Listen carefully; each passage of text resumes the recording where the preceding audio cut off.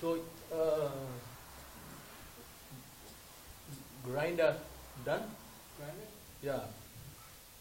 Machine, yeah, no. Up. I don't know. Oh, grinder for the wall? Yeah. Wood this.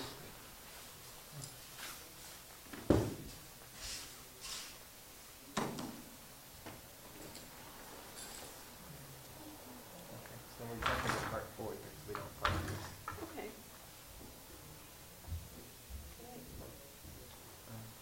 Hardle. I mean, the troubles he had, I just, Yeah. his faith to just press forward and still be joyful, So, thank you. Hare Krishna.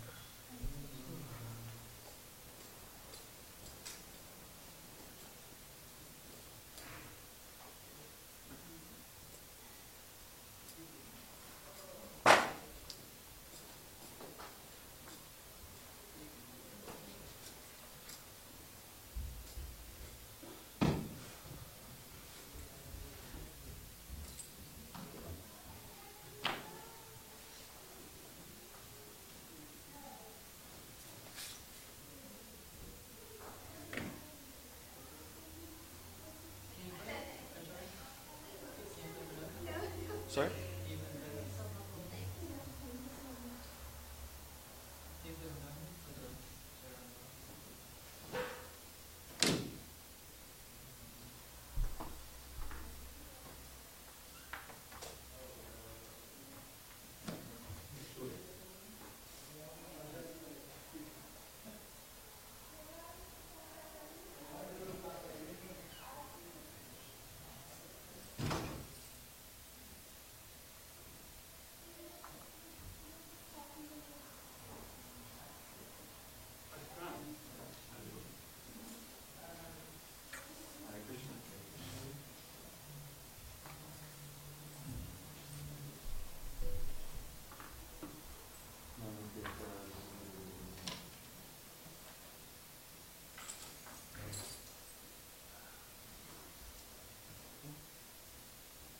Got to bring my pillow.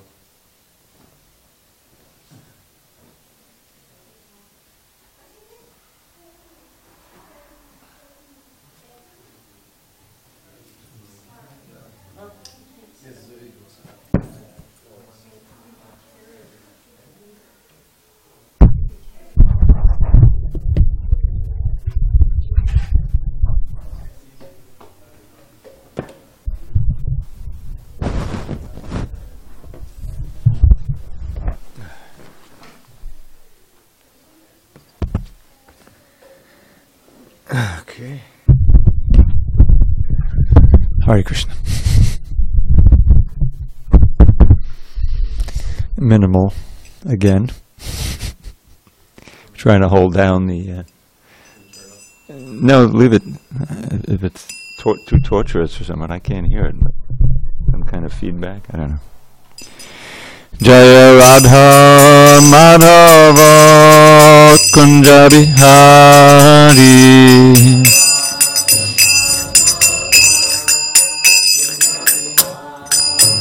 Jaya Radha Madhava Kunja Bihari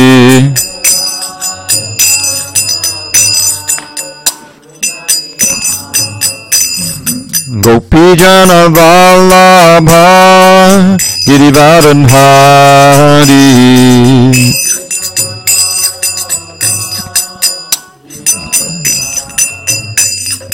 Gopi Jana Vallabha Girivardhari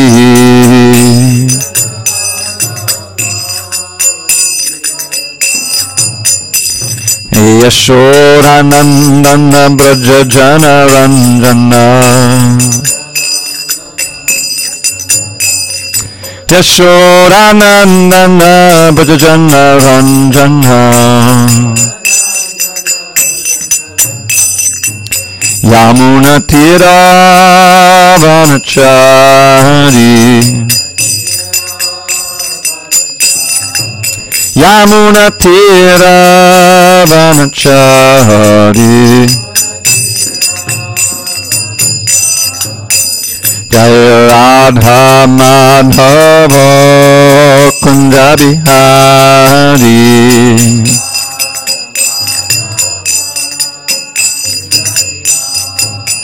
Jaya Radha Madhava Kunja Bihari.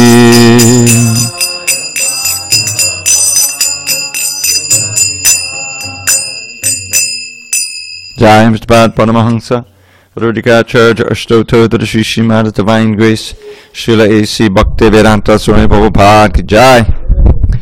ISKCON BBT Founder Acharya Srila Prabhupada Ki Jai. Jai Om Vishnupad Paramahansa Rudikacharya Ashtototra Shri Srimad His Divine Grace Srila Bhakti Siddhanta Saraswati Thakur Ki Jai. Ananta Koti Vaishnavini Ki Jai. Namacharya Srila Haridas Thakur Ki Jai. Srimad Bhagavad Gita Ki Jai. And Samaveda Bhaktivinoda Ki Jai. All glories to the assembled devotees. All glories to the assembled devotees. All glories to the assembled devotees. All glory to Shri Guru and Gauranga.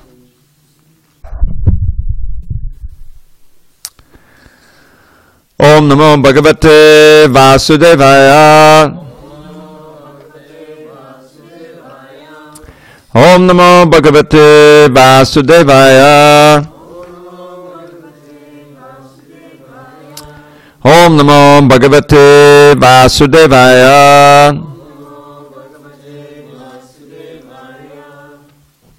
Text 20. Is it not? Must be. Chapter 13. Page 551. Text 20 of chapter 13. On this 18th day of April 2018 in SanDiego, we're reading from Srimad Bhagavad Gita as it is, translation and commentary by His Divine Grace A.C. Bhaktivedanta Swami Prabhupada. Over here. There's actually a book for you and everything. Okay.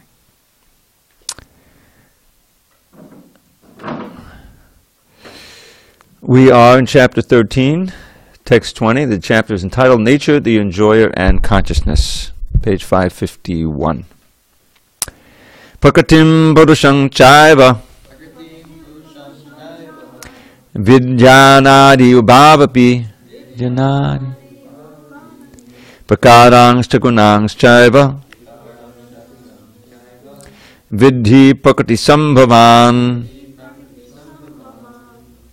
Prakatim Purushang Chaiva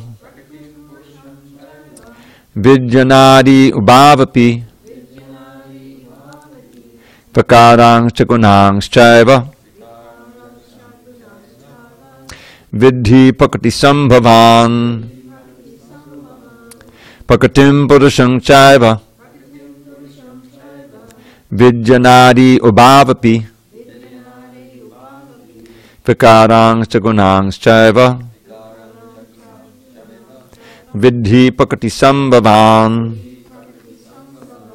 Hasigrami ji. And Prakatim Purushang Chaiva Vidyanadi Ubhavapi Prakarangs Chakunangs Chaiva Vidhi Prakati Sambhavan. Damodar. Prakatim Purushang Chaiva Vidyanadi Ubhavati Prakarang Chakunang Chaiva Vidhi Prakati Sambhavan. Parashakti. Oops. Prakatim Purusham Chaiva Vidyanadi Ubhavapi Prakarang Chakunang Chaiva Vidhi Prakati Sambhavan. And Prakatim Purusham Chaiva Vidyanadi Ubhavapi Prakarang Chakunang Chaiva Vidhi Prakati Sambhavan. Prakatim, material nature, Purusham, the living entities, Cha, also, Eva, certainly, Vidhi, you must know, Anadi, without beginning, Ubhav, both, Api, also, vikaran, transformations, cha also, gunan, the three modes of nature, cha also, eva certainly, vidhi, no, prakriti, material nature, sambhavan, produced of. Translation: material nature and the living entities should be understood to be beginningless. Their transformations and the modes of matter are products of material nature. Purport: by the knowledge given in this chapter, one can understand the body, the field of activities, and the knowers of the body, both the individual soul and the supersoul. The body is the field of activity and is composed of material nature. The individual soul that is embodied and enjoying the activities of the body is the Purusha, or the living entity. He is one knower, and the other is the supersoul. Of course, it is to be understood that both the supersoul and the individual entity are different manifestations of the Supreme Personality of Godhead. The living entity is in the category of his energy, and the supersoul is in the category of his personal expansion. Both material nature and the living entity are eternal. That is to say that they existed before the creation. The material manifestation is from the energy of the Supreme Lord, and so also are the living entities, but the living entities are of the superior energy. Both the living entities and material nature existed before this cosmos was manifested. Material nature was absorbed in the Supreme Personality of Godhead, Mahavishnu, and when it was required, it was manifested by the energy of the Mahatattva. Similarly, the living entities are also in him, and because they are conditioned, they are averse to serving the Supreme Lord. Thus they are not allowed to enter into the spiritual sky. But with the coming forth of material nature, these living entities are again given a chance to act in the material world and prepare themselves to enter into the spiritual world. That is the mystery of this material creation. Actually, the living entity is originally the spiritual part and parcel of the Supreme Lord, but due to his rebellious nature, he is conditioned within material nature. It really does not matter how these living entities or superior entities of the Supreme Lord have come in contact with material nature. The Supreme Personality of Godhead knows, however, how and why this actually took place. In the scriptures, the Lord says that those attracted by this material nature are undergoing a hard struggle for existence.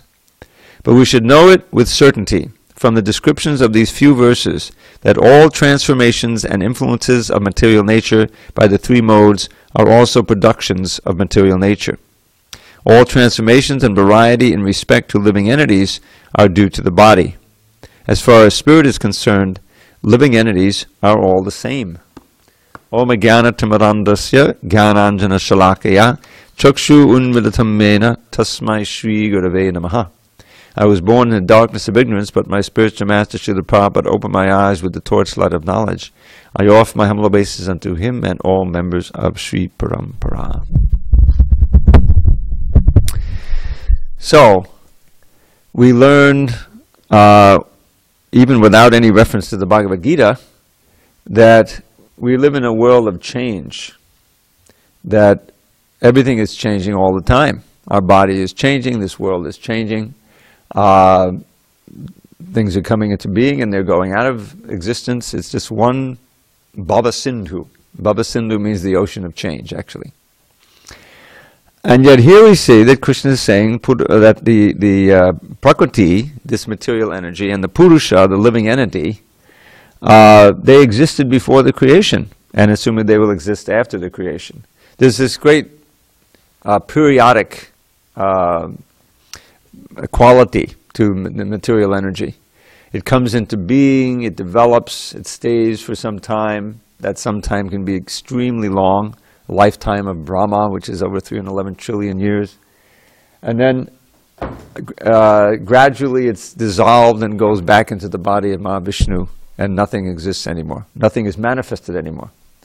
But everything that is manifested existed before in a subtle state, then it becomes a manifested state, as we see here, and then it becomes unmanifested, but it continues to exist. This idea of existing without being manifested has to be understood. So that's what Krishna is saying here, that the Prakriti and the Purusha. Prakriti here means the material energy. The Purusha is the living entity. Elsewhere we understand that we're both energies of different qualities. The living entity is also an energy, known as the Tatastha Shakti, meaning that we're on the border between matter and spirit. And this constitutes the essential nature of our freedom or our independence, free will, is that we can choose, when we have the understanding given by the Shastra, of which energy to serve, to be influenced by. Generally speaking, all the living entities in the material world are influenced by the three modes of nature, the external energy.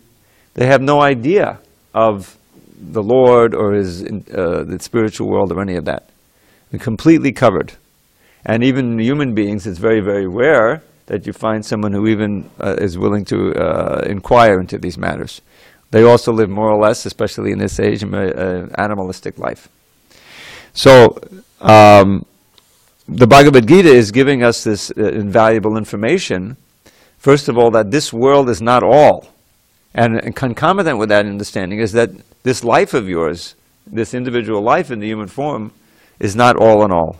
It's just, I like to say, it's a very small chapter in a very large book. We don't know the previous chapters, we don't know the future chapters, and we know very little about the present chapter, but here we are thinking this is everything. We're covered by ignorance. So, here this, again, just to review, Arjuna began with a question. He wanted to know what is the Prakriti and Purusha, what is the Chaitra and the Chaitragya, and what is knowledge and the goal of knowledge.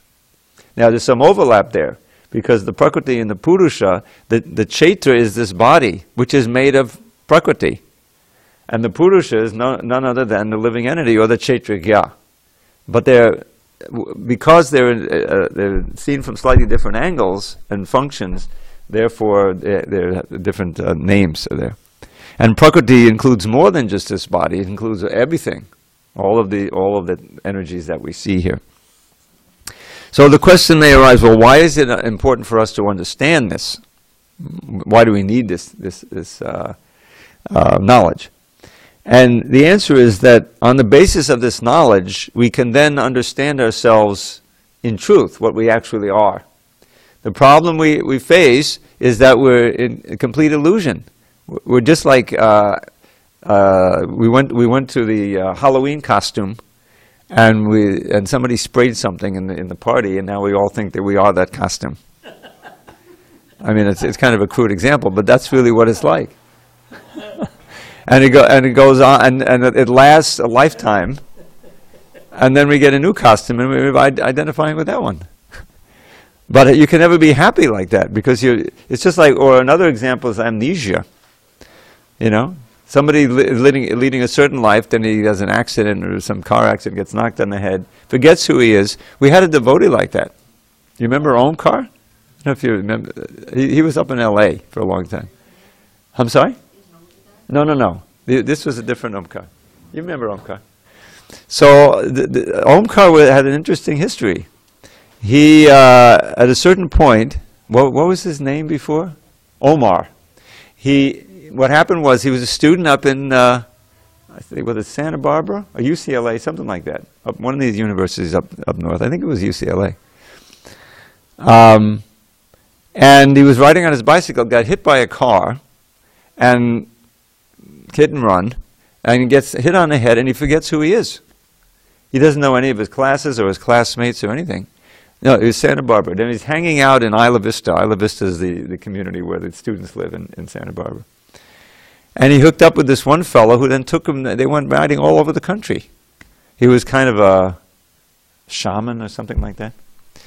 And at a certain point, he was again back in Santa Barbara, and he met an old devotee. I don't know who it was. I thought once times that it was Ray Rama, but maybe it was him. But after he introduced him to Krishna consciousness, he said, well, I've taught you everything I can teach you. Now go down to Los Angeles and join the temple there, and they can take you further in bhakti. And he did it. He had no idea who he was all this time. It was going on years. Then, very nice devotee. He had that disease where you can't grow any hair, so he was automatically shaved up. It was natural. Except without the Sika. He had no hair in his. So then, very intelligent gentleman. And I met him up there, and, he went on and on. Then finally it came time, he was advancing, and it came time for him to go to India, but he had to get a passport and everything. So he had to really find out who he really was, So he knew that, he could remember that he was up in L.A.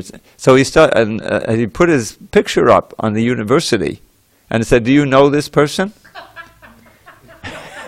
If so, call the ashram in L.A." And sure enough, there were some students that, I forget what his name was, and they called him, and they got his name, and it turned out that his parents lived down here. He was originally from here, from SanDiego, and he came down here and hooked up and got his passport and everything, and went on. And he spent years in L.A. He was a book distributor and everything. So in that sense, it kind of worked out well, because he came to understand his real identity as a devotee. But this actually happens all the time. We were just reading in the morning. We were reading, before I left on my little trip for a month, the child in the womb, the description of the child in the womb that Lord Kapila Dev gives. And amazingly, he describes how now there's a little difference between the months. Prabhupada says after 10 months the child was born. Now we know the 9 months. Lunar months. 10 lunar months are equal to about 9 solar months, because there's those extra 3 days, you see. So Prabhupada would say after 7 months, the child wakes up. And, every mother knows that this kicking starts going on, so the child's awake to some degree. But what we don't know is what he's thinking. And Kapila Dev was saying, yes, he's praying in there. First of all, he remembers 100 births back, all of that, which itself is pretty traumatic. And he's praying to the Lord, that he will continue to remember you, and I'll serve you, and so forth like that. But unless he's born into a devotee family, the trauma of birth is so great that you forget everything. But actually, the consciousness is preserved through all of these incarnations. So in this sense, we can easily see how the Purusha, or the living entity, is eternal. But in an important way, the Prakriti also is eternal. It simply is manifest and unmanifest. And then what causes all the varieties? As it grows out of the nature itself, and the modes of nature are active, and this is how we see all these varieties going on. They're reflections of the eternal spiritual variety in the spiritual world. It makes perfect sense.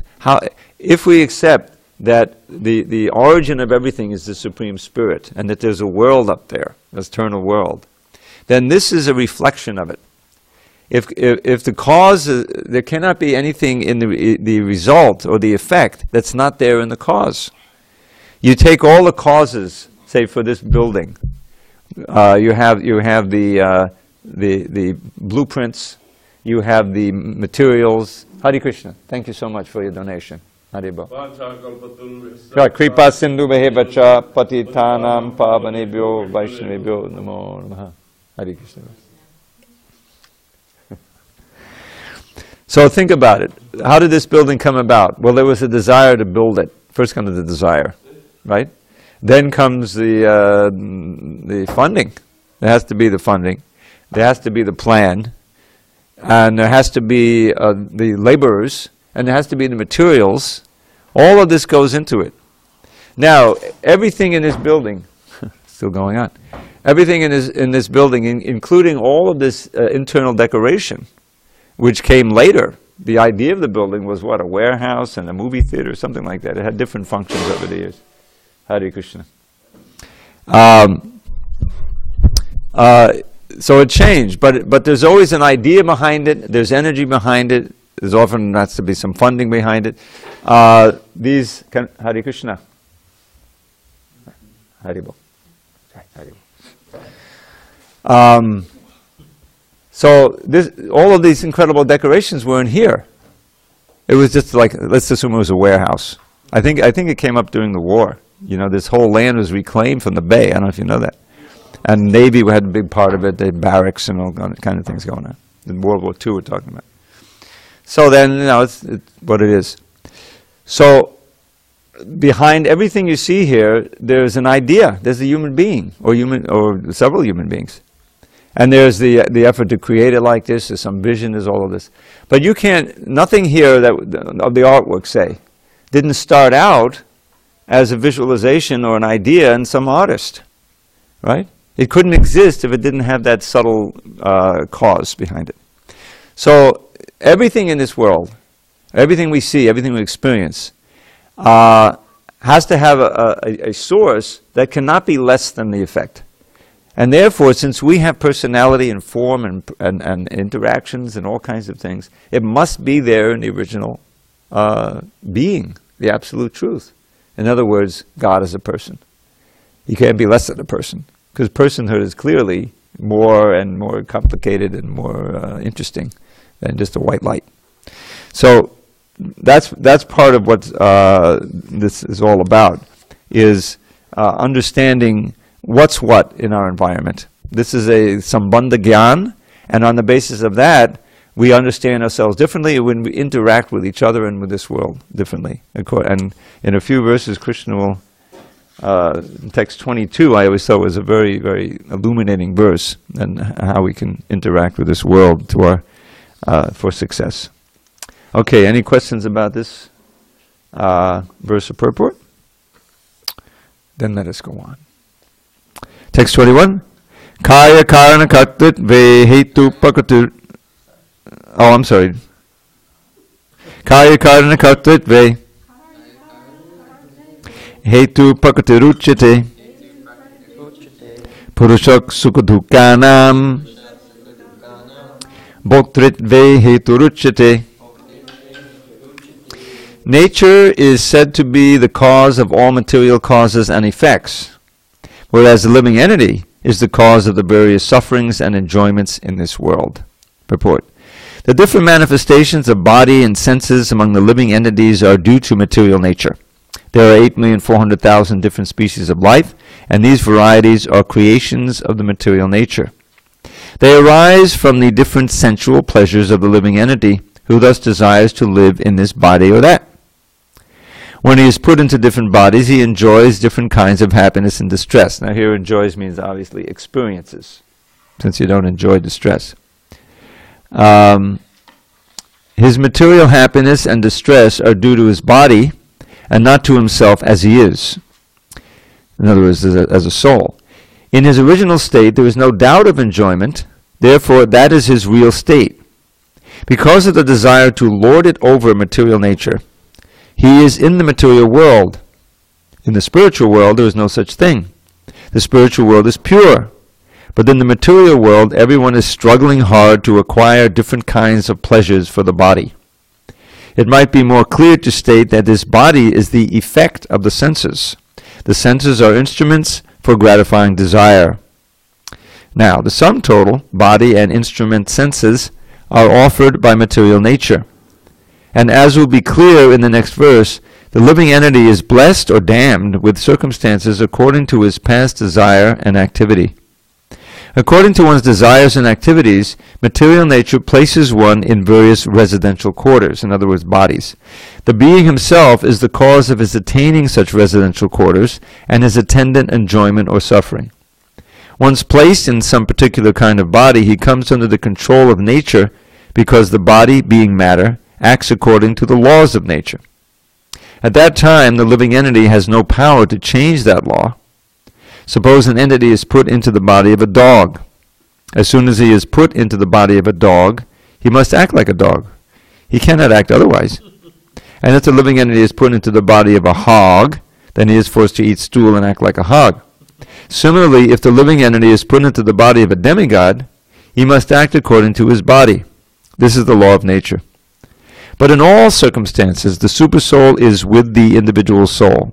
That is explained in the Vedas, Mundaka Upanishad 3.1.1, as follows.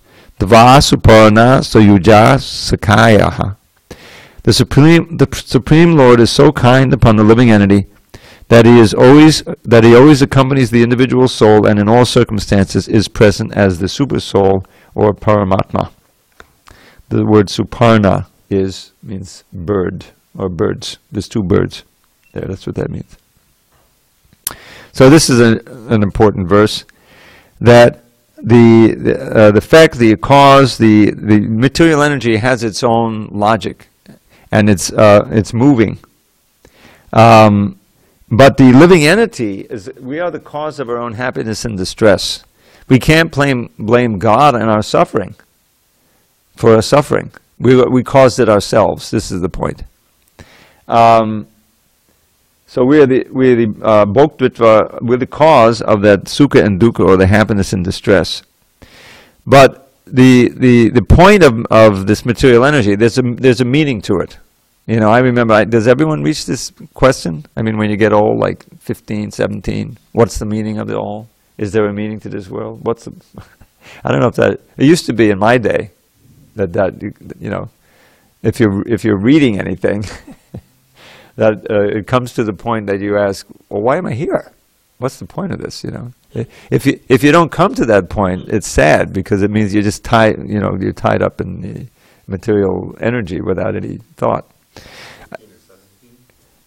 Around that time, 18, 20? I guess it's a different time. But that, I mean, that's what the Vedanta Sutra says. You have to come to the point of, you know, where did I come from? Where did everything come from? What's the point of it all? And really, Western philosophy doesn't really have an answer for that. At least I didn't find one when I was researching in Western philosophy. But Bhagavad Gita, Krishna consciousness, has the answer. Yeah, there's a meaning to it all.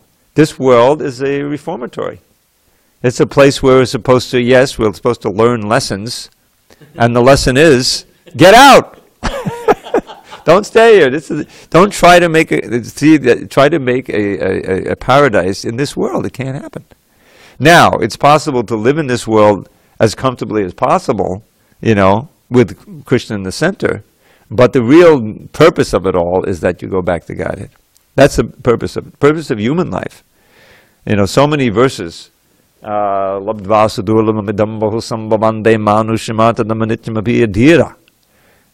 there it says, oh, human being, you've attained this state after many, many births. Very difficult to attain. Labdva sudurlabham. Durlabha means difficult. Sudurlabha means extremely difficult. Rare.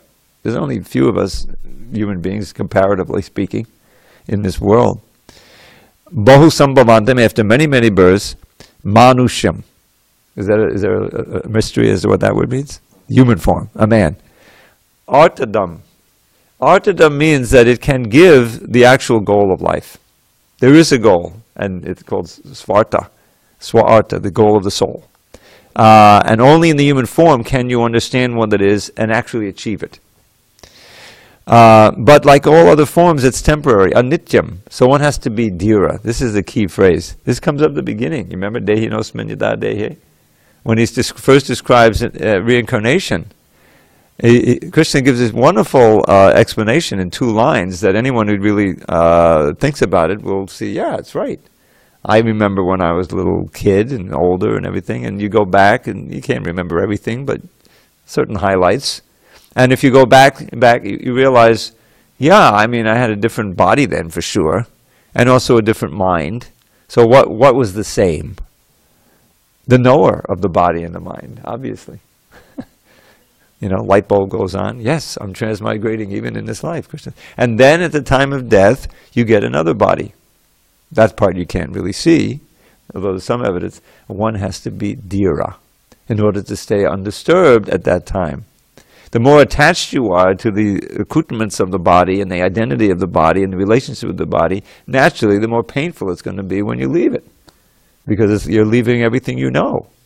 But if you know about Krishna, you've cultivated Krishna consciousness, and who knows, maybe you can achieve the actual goal of understanding your swarup, your actual spiritual form, and you're living on that platform, then death is just like taking off an old coat.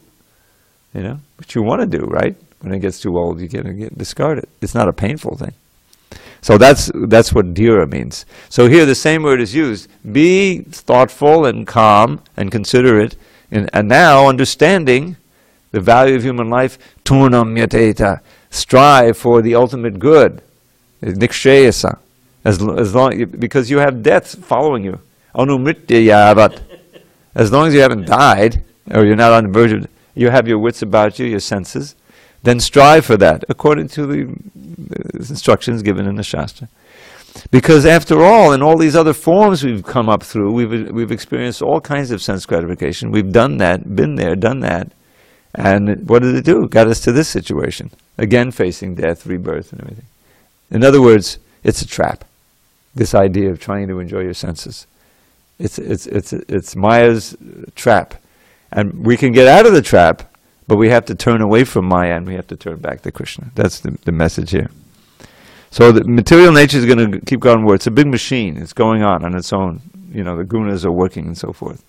Our relationship to it is where we have this independence. How do we relate to the three modes of nature? We can choose as human beings which mode we want to cultivate.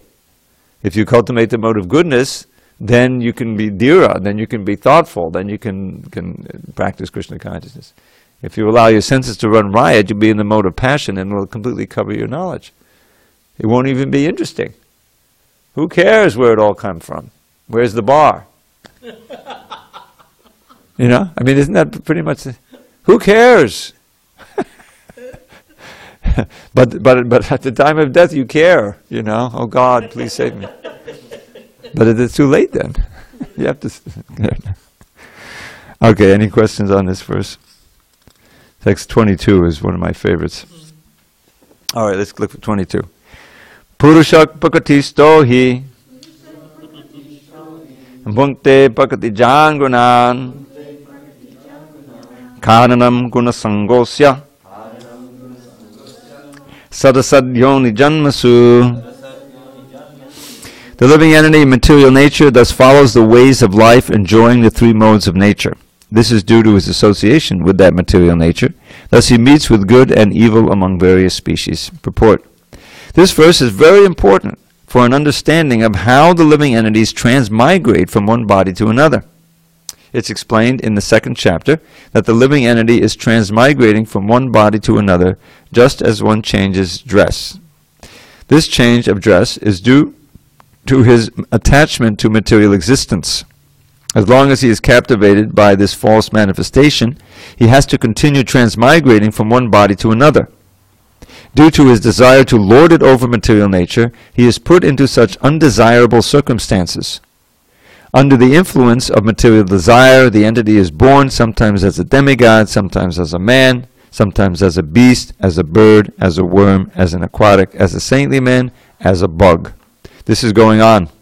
And in all cases, the living entity thinks himself to be the master of his circumstances, yet he is under the influence of material nature.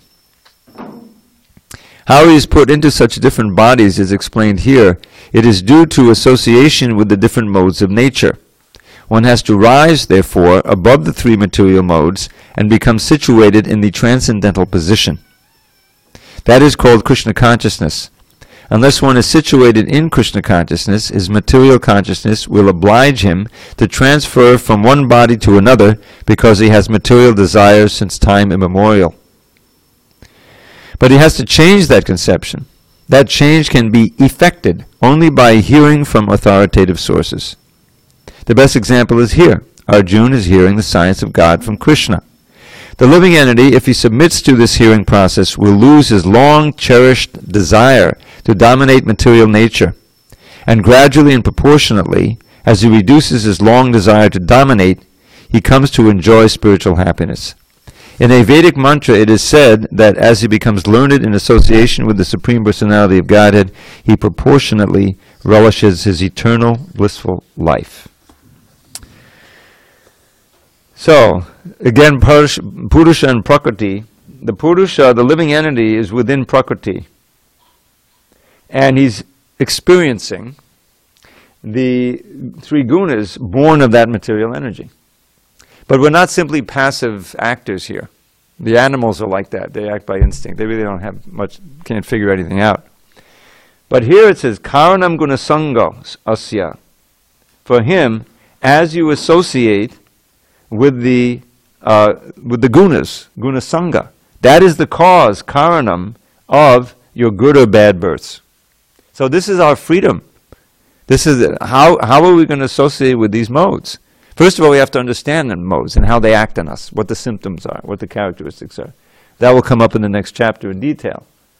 We can see someone who's a type A personality, trying like anything to accumulate money, right? Working 18 hours a day.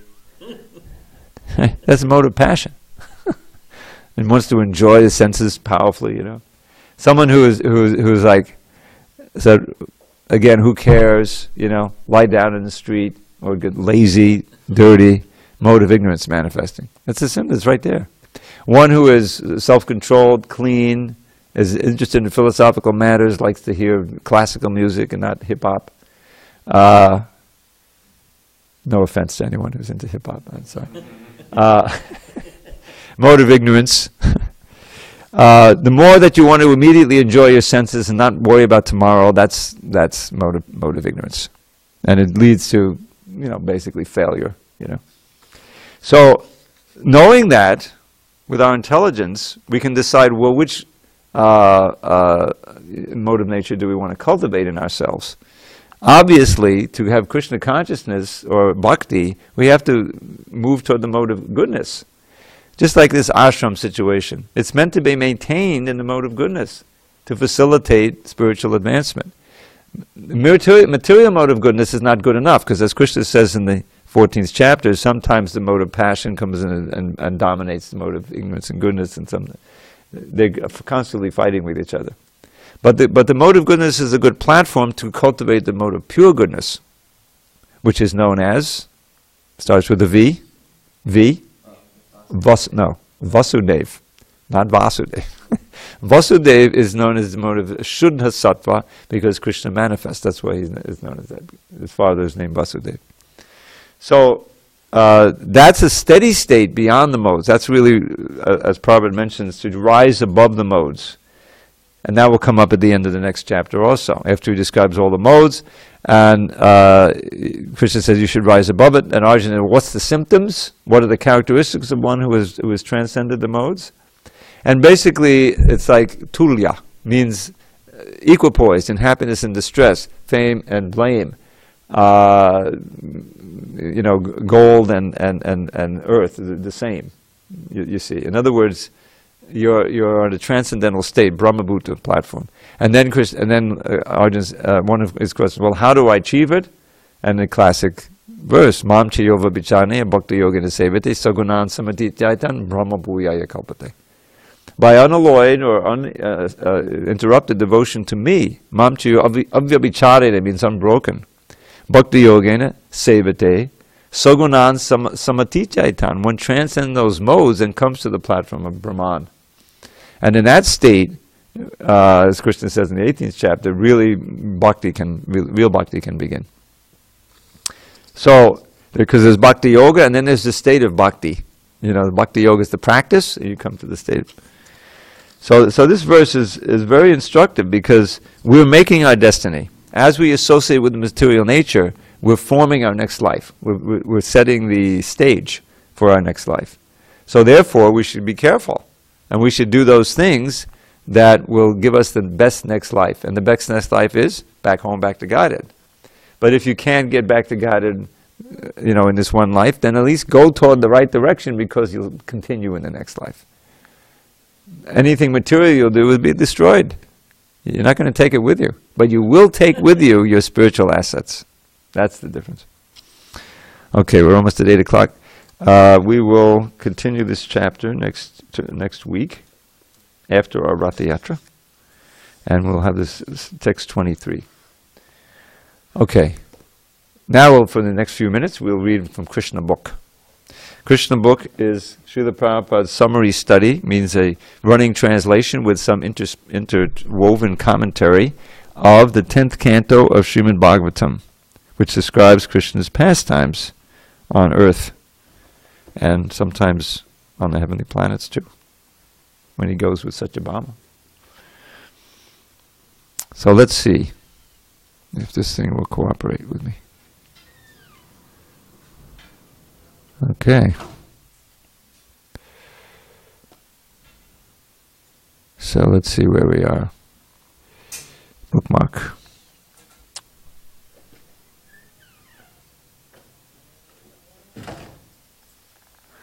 All right, I think we're finishing this chapter. Almost. So, Uddhava. We are in chapter 47. We're going to finish this chapter maybe tonight or next time we read. And this chapter is one where Krishna sends Uddhava, his intimate associate, in Mathura at this point, to visit Vrindavan, so that he can, one, take a message from Krishna and pacify the gopis and other residents there, because Krishna is separated from them. And two, to learn. Uddhava is such an intimate devotee already, but he's going to show him by introducing him really to the gopis, who are the highest devotees. So Uddhava, after he delivers that message and he sees the state that the gopis are in deep separation and love, this passage comes up. Uddhava appreciated the extraordinary fortune of the gopis, who were relieved of all material pangs and anxieties by placing on their beautiful high breasts the lotus feet of Krishna, which are worshipped not only by the goddess of fortune, but by such exalted demigods as Brahma and Shiva, and which great yogis meditate upon within their hearts, lotus feet. Thus Uddhava prayed to be constantly honored by the dust from the lotus feet of the gopis, whose chanting of Lord Krishna's transcendental pastimes has become celebrated all over the three worlds. After living in Vrindavan for some time, Uddhava desired to go back to Krishna, and he begged permission to leave from Nanda Maharaj and Yashoda. He had a farewell meeting with the gopis, and taking permission from them also, he mounted his chariot to start for Mathura. When Uddhava was about to leave, all the inhabitants of Vrindavan, headed by King Nanda and Yashoda, came to bid him goodbye and presented him with various kinds of valuable goods secured in Vrindavan. They expressed their feelings with tears in their eyes due to intense attachment for Krishna. All of them desired a benediction from Uddhava. They desired to always remember the glorious activities of Krishna and wanted their minds to be always fixed upon his lotus feet, their words to be always engaged in glorifying him, and their bodies to be always engaged in bowing down as they constantly remembered him. This prayer of the inhabitants of Vrindavan is the super excellent type of self-realization. The method is very simple: to fix the mind always on the lotus feet of Krishna, to talk always of Krishna without passing on to any other subject matter, and to engage the body in Krishna's service constantly. Especially in this human form of life, one should engage his life, resources, words, and intelligence for the service of the Lord. Only such activities can elevate a human being to the highest level of perfection. This is the verdict of all authorities.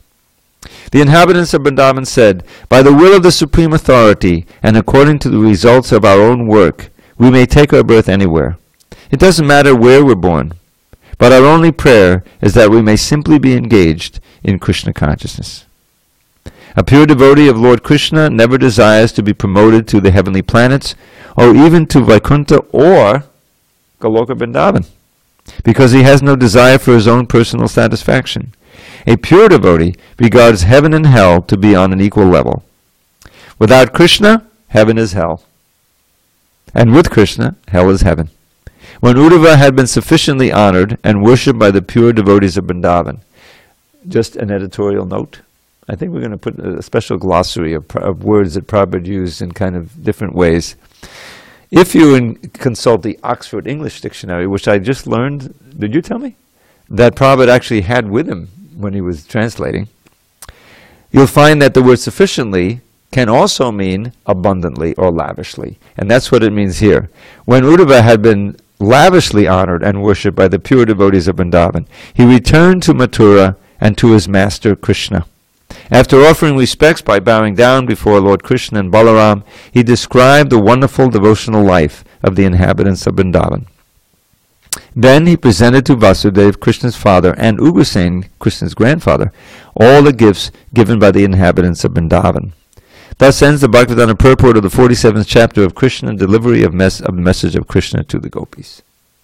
So this is a very important chapter. Prabhupada would love to hear this chapter. I heard in the garden in New Dwarka. He would have it read to him. And it has, don't forget, it has the song, Radharani's song to the bee in there. It has Uddhava's prayer to become just a bush or a shrub in Vrindavan, so that the dust of the gopis' feet will bless him. And it has so much instructions, and it embodies what Uddhava saw in the residents of Vrindavan, especially the gopis, exactly corresponds to Lord Chaitanya's mood in the Antya Leela in Puri for the last 12 years. So it's a very significant chapter. And we have time to begin the next chapter. Chapter 48, Krishna pleases his devotees. For days together, Krishna heard from Uddhava all the details of his visit to Vrindavan, especially the condition of his father and mother and of the gopis and the cowherd boys. Lord Krishna was fully satisfied that Uddhava was able to solace them by his instructions and by the message delivered to them. Lord Krishna then decided to go to the house of Kubja, the hunchback woman who had pleased him by offering him sandalwood pulp when he was entering the city of Mathura. As stated in the Bhagavad Gita, Krishna always tries to please his devotees as much as the devotees try to please Krishna. As the devotees always think of Krishna within their hearts, Krishna also thinks of his devotees within himself. When Kubja was converted into a beautiful society girl, she wanted Krishna to come to her place so that she could try to receive and worship him in her own way. Society girls generally try to satisfy their clients by offering their bodies for the men to enjoy. But this society girl, Kubja, was actually captivated by a lust to satisfy her senses with Krishna. When Krishna desired to go to the house of Kubja, he certainly had no desire for sense gratification. By supplying the sandalwood pulp to Krishna, Kubja had already satisfied his senses. On the plea of her sense gratification, however, he decided to go to her house, not actually for sense gratification, but to turn her into a pure devotee. Krishna is always served by many thousands of goddesses of fortune, therefore he has no need to satisfy his senses by going to a society girl. But because he is kind to everyone, he decided to go there. It is said that the moon does not withhold its shining from the courtyard of a crooked person. Similarly, Krishna's transcendental mercy is never denied to anyone who has rendered service unto him, whether through lust, anger, fear, or pure love. In the Chaitanya Charitamrita, it is stated that if one wants to serve Krishna and at the same time wants to satisfy his own lusty desires, Krishna will handle the situation so that the devotee forgets his lusty desires and becomes fully purified and constantly engaged in the service of the Lord.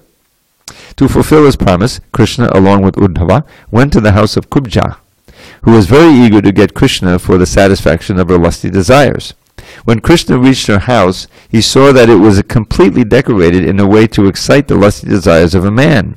This suggests that there were many nude pictures, on top of which were canopies and flags embroidered with pearl necklaces, along with comfortable beds and cushioned chairs. The rooms were provided with flower garlands, and were nicely scented with incense and sprinkled with scented water, and the rooms were illuminated by nice lamps. When Kubja saw that Lord Krishna had come to her house to fulfill his promised visit, she immediately got up from her chair to receive him cordially. Accompanied by her many girlfriends, she began to talk with him with great respect and honor. After offering him a nice place to sit, she worshipped Lord Krishna in a manner just suitable to her position. Uddhava was similarly received by Kubja and her girlfriends, but he didn't want to sit on an equal level with Krishna and thus simply sat down on the floor. As one usually does in such situations, Krishna entered the bedroom of Kubja without wasting time. In the meantime, Kubja took her bath and smeared her body with sandalwood pulp. She dressed herself with nice garments, valuable jewelry, ornaments, and flower garlands. After chewing betel nut and other intoxicating eatables, and spraying herself with scents, she appeared before Krishna. Her smiling glance and moving eyebrows were full of feminine bashfulness as she stood gracefully before Lord Krishna, who is known as Madhava, the husband of the goddess of fortune. When Krishna saw Kubja hesitating to come before him, he immediately caught hold of her hand, which was decorated with bangles.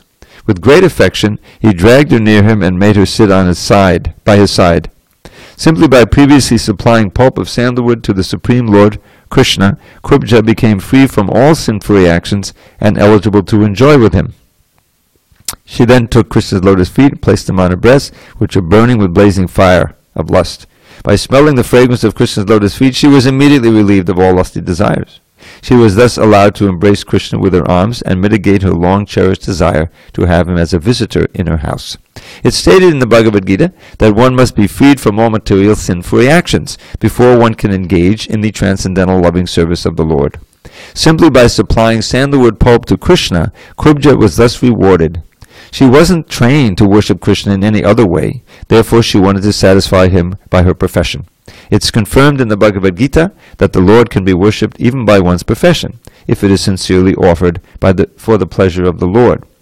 Krubja told Krishna, "My dear friend, kindly remain with me at least for a few days and enjoy with me.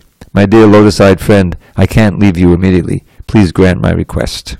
And on that note, we'll suspend the reading and resume on Monday, excuse me. All glories to Srila Prabhupada.